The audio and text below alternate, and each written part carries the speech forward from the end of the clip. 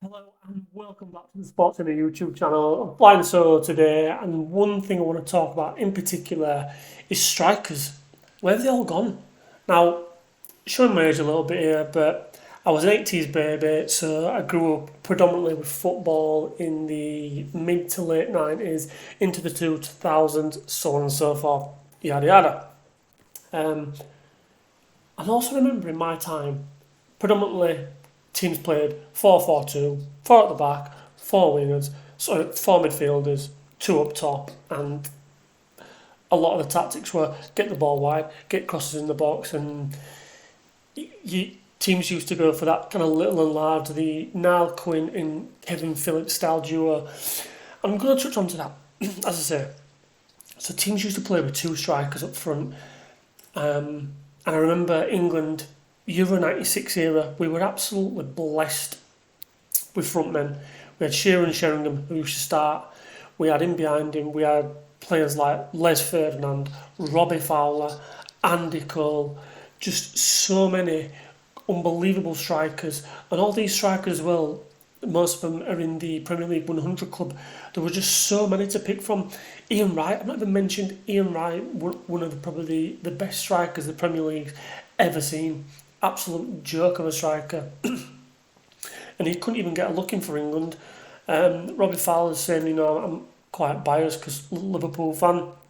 Robbie Fowler was one of the best strikers I think the Premier League's ever seen.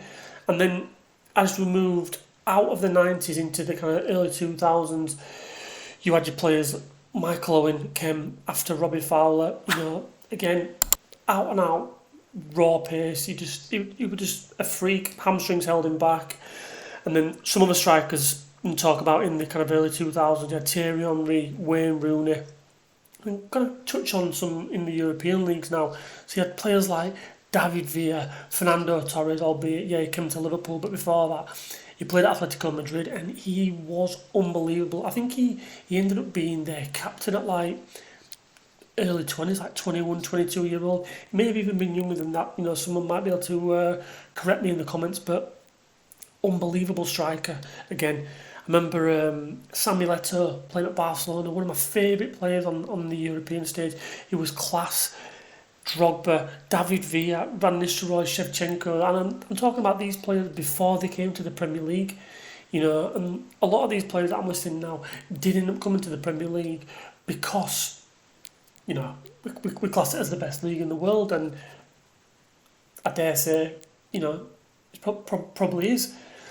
But again, just goes to show there were so many strikers, and when I'm saying strikers, I mean that out and out number nine, that player that stayed up top, that focal point. You could hit him on the chest. He could win a ball in the air. He could do a little trick. They could do all sorts. Those absolute class strikers, and I move into the late 2000s now, coming into like 2010 onwards, really up to today. There just seems to be a massive shift, and teams don't play with strikers anymore, or more to the point, we're not developing strike. Oh, before I move on, sorry, one shout I do want to make because I used to love this guy, David Trezeguet. Unbelievable striker. I used to love him watching Italian football on Channel 4 when I was a kid. I think he played for Juventus. Class striker, mate. Unbelievable. But yeah, coming into more the modern era, shall I say, kind of like your 2010 into 2020, teams started playing the 4-3-3. And that's when I think the decline, or should I say, the embarrassment of riches for teams in the striking positions was on the decline because teams weren't playing with strikers anymore. So I think clubs they weren't producing them. Ultimately, you've seen teams like Man City that won the Premier League without a striker playing false nines. Pep has this massive influence on football, and he manages to win the English Premier League playing a false nine. I mean, you'd never even heard of a false nine until maybe 5, 6 years ago. It's ridiculous, and it just goes to show that these managers, they're absolute geniuses. They just come up with ways and means of how to win a game. And coming into the modern game now, there's not that many strikers out there that I can think of. Erling Haaland is obviously one that springs to mind. But when you look at the Premier League top scorers, you've got a lot of attacking wingers now. You've got the likes of Mo Salah doing bits, Saka, Martinelli, Brian Mbeumo for Brentford. You know, they all get goals, they chip in with goals, they chip in with assists, but you wouldn't say they're an out-and-out number 9, Erling Haaland, Alex Isak kind of striker. And comes to my point now when there's a big thing now where there's a lot of clubs, and put Arsenal at the top of this category, they need a striker. You know, everyone's crying out, Arsenal needs number 9, they've known this for 3 years, yada yada yada. Liverpool needed a striker, they went and splashed a lot of million on Darwin Núñez, and everyone says now, what a waste of money. And look, I think the jury's still out on Núñez a little bit. His numbers aren't actually as bad as what people think he is. If you actually go and look at Darwin Núñez's numbers in terms of goals per game, goals per minute, he's actually not that bad.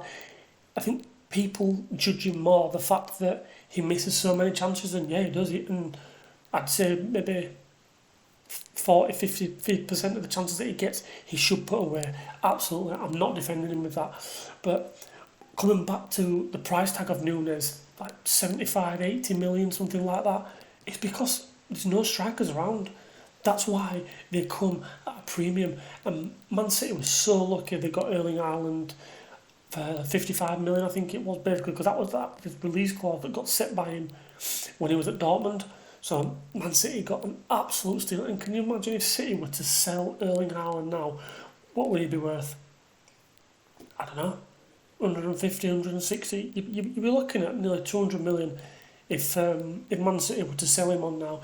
In his prime, in his peak. He's just signed a contract extension, a long contract extension as well. So, Man City aren't going to sell him. But my point being is, strikers come with this price tag because there's not that many out there, and clubs know it, managers know it. We're just not producing. Clubs are just not producing those out-and-out number 9s. And the only thing that I can think of is purely because clubs really only play with one up top now, and then they play with your attacking wide players. So therefore, we're producing more of like your Sakas, your Cole Palmers, you know, your tricky players, you're good on the ball, intricate, you know, you can play wide, can come inside, can get your shot off, can get to the byline, can beat a man, can play that ball across the box. Those are the kind of players that we're producing a lot more of. And you've seen it with England in the Euros. We had Ali Kane and then Ollie Watkins, and the drop-off, and this is no disrespect to Ollie Watkins, because I think he's a decent striker, but the drop-off from Harry Kane is ridiculous. And England are going to come to a point, really, because when you look at it, Ivan Toney's fallen away from England now. So you've got Ollie Watkins as Kane's backup. Who's coming in after them? Who's going to be that striker that ultimately probably takes Harry Kane's place? Because Ollie Watkins, obviously, he's younger than Harry Kane, yeah, but he's not that far behind him. I don't actually know his age, but there's a spot there for someone to pinch with England. But yeah, I just find it absolutely mad when I think back to some of the strikers in the mid 90s to early 2000s that the Premier League had. It was absolutely ridiculous, an embarrassment of riches, and even across Europe, to be fair, as well. And a question which I'd like to ask you guys, and also which I'll ask myself: do you think it'll come back round?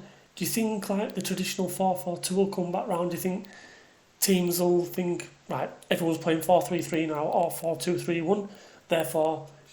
And I think it will be. I think there'll be a manager who's out there, who's bold enough to say, you know what, we're going to completely switch it up. Because it's the same thing, it's like with bloody clothes, you know, clothes go out of fashion all the time, but in 10, 20 years' time, it all comes full circle and comes back round. And I actually think that playing 2 up top, 2 out-and-out number 9s will come back round. But let me know in the comments what you think, guys. Do you think it will? Do you think pretty much this is it now? This is, teams may play different formations behind the striker, but predominantly we're going to have the one up top, the number 9, and that's it. Let us know in the comments and let us know what you think. and give us a thumbs up if you like the video. And hey, don't forget to hit that subscribe button. It's much appreciated, and it keeps me and Carl giving content to you guys. So give it a smash. Catch you in a bit.